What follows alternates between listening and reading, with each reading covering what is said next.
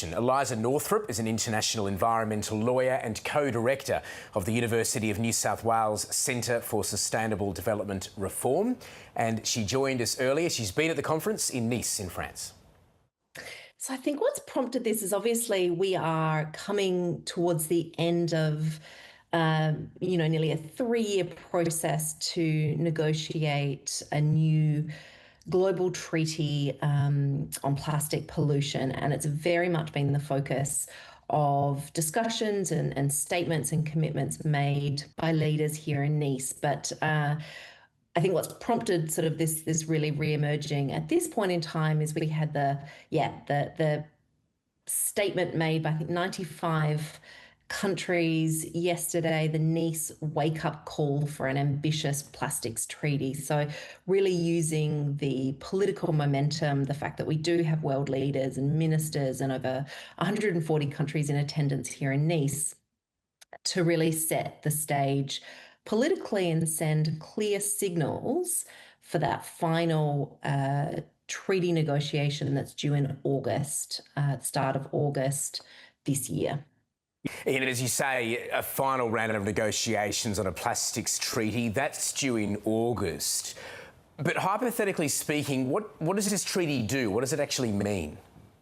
The treaty back in 2022, all countries committed to a common ambition to end plastic pollution, to protect human health and the environment from the adverse effects of plastics, based on a comprehensive approach that addressed the full life cycle of plastics by 2040. And when we mean sort of the full life cycle, that's potentially up for negotiation. That's what countries are currently negotiating, but is right from production of plastics and potentially, the petrochemical industry, right through to that downstream pollution in the marine environment that we hear so much about and the effects of that on our marine environment, and at every stage in between, including potentially the chemicals of concern that are, wreaking havoc in terms of human health and the environment. So it's incredibly comprehensive.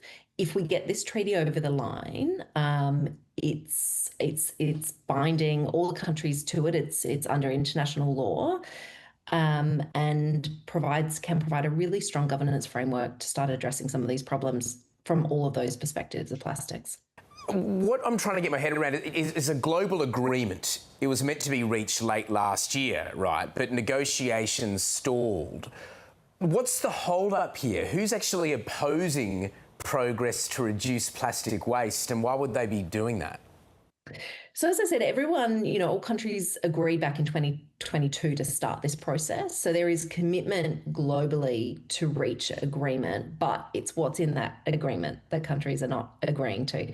And these agreements take time. And so there's been strong calls and strong positions from many countries, really led by the Small Island Developing States and the High Ambition Coalition, that we cannot agree a treaty that is not going to be ambitious enough, that is not going to deal with that entire plastics life cycle. There are very different opinions as to whether you include a global target around phasing out production of plastics.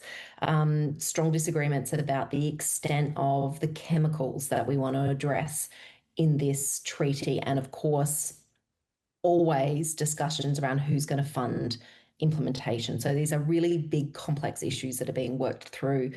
So plastic recycling rates in Australia, right, they've sat at about 12.5% since 2017. That's despite commitments from the industry in that year for 70% of our plastics to be recycled. So our rates have fallen, well short of that target.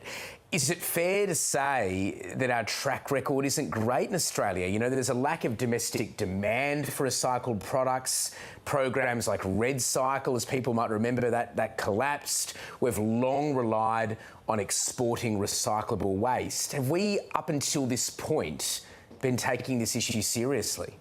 I think the concept of recycling of plastics is something that every country struggles with, not just Australia. And I think obviously when Australia sort of lost the ability to export a lot of its plastic waste, it really had to turn to, and will continue to have to turn to, what it can do domestically to increase those recycling rates, to decrease what's going to landfill.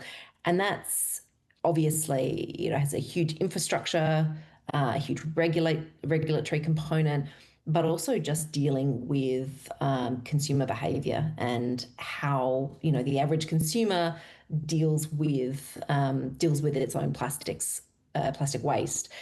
I will say, I think one of the potential strong outcomes under the treaty is not only just setting all these big targets, but really focusing on generating plastic alternatives for packaging and things like that, which I think, again, bringing in the private sector, changing how we package products, moving away from the use of plastics where we don't really need to.